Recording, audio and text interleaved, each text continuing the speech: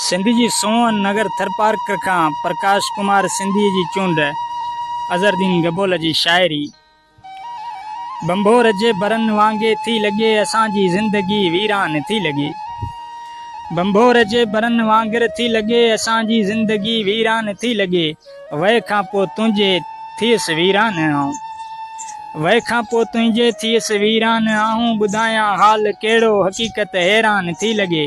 बंभोर जे बरन वांगर थी लगे असांजी ज़िंदगी वीरान थी लगे। अकेली दिल तन्हाई में रोए थी बार बार। अकेली दिल तन्हाई में रोए थी बार बार। ओरियां हाल कंहिंसां दुनिया सुनसान थी लगे। असांजी ज़िंदगी वीरान थी लगे। बंभोर जे बरन वांगर थी लगे असांजी ज़िंदगी वीरान थी लगे।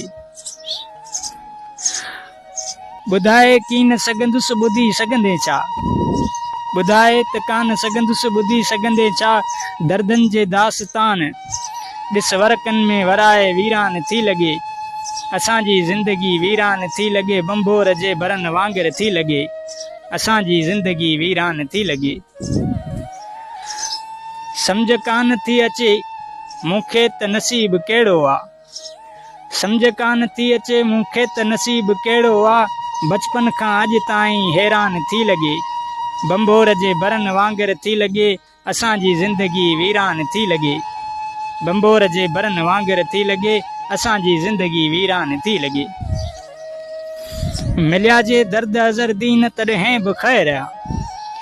मिलिया जे दर्द अज़रदीन तॾहिं बि ख़ैर आ। हुनखे त संदसि ज़िंदगी ईरान थी लगे। बंभोर जे बरन वांगर थी लगे असांजी त ज़िंदगी वीरान थी लगे। बंभोर जे बरन वांगर थी लगे असांजी त ज़िंदगी वीरान थी लगे।